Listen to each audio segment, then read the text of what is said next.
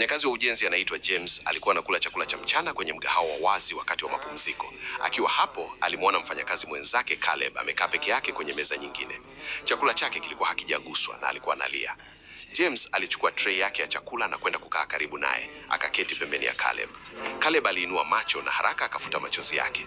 James akasema, "Sijambo." James akamjibu, "Hujambo, niambie kilichotokea." Caleb alikaa kimya kwa muda, kisha akasema, "Binti yangu anahitaji upasuaji wa moyo. Madaktari wanasema kama hatofanyiwa ndani ya wiki 3 zijazo, akashindwa kuendelea." James akamuuliza, "Gharama ni kiasi gani?" Caleb akatikisa kichwa. James akasisitiza, "Niambie kiasi." Caleb akamwambia kiasi hicho. James alikaa kimya kwa sekunde chache, akamaliza chakula chake, kisha akasema, "Nifuate baada ya kazi."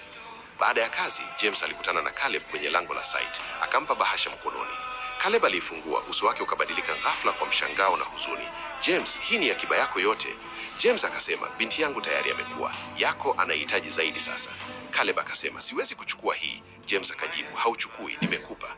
Caleb alisimama pale akalia kama mtu aliyebeba maumivu kwa muda mrefu. James akamshika begani na kusema, "Mungu atashughulikia mengine. Nenda uokoe binti yako." Upasuaji ulifanyika na ukafanikiwa. Binti wa Caleb akarudi nyumbani akiwa na afya njema. Miezi 6 baadaye, kampuni ya ujenzi ilitangaza kupunguza wafanyakazi. Nusu ya wafanyakazi walifukuzwa. James alikuwa kwenye orodha ya kufukuzwa, Caleb hakuwa.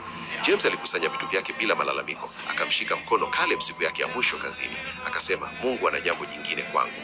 Caleb alimtazama akiondoka na akahisi mzigo mzito moyoni. Mwaka mmoja ulipita.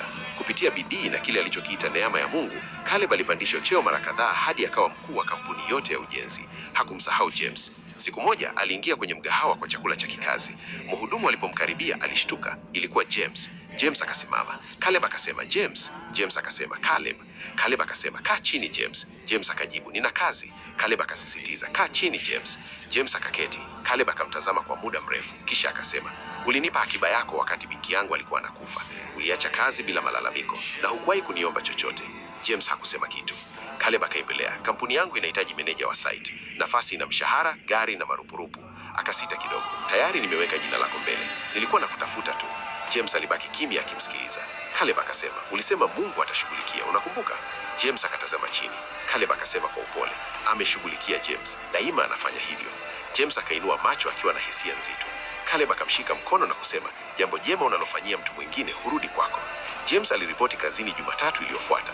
Alipata nafasi mpya, gari mpya na mwanzo mpya. Siku yake ya kwanza ofisini alijiambia, kila sadaka unayofanyia mtu mwingine inaonekana, haipotei kamwe na huja kurudi namna yake.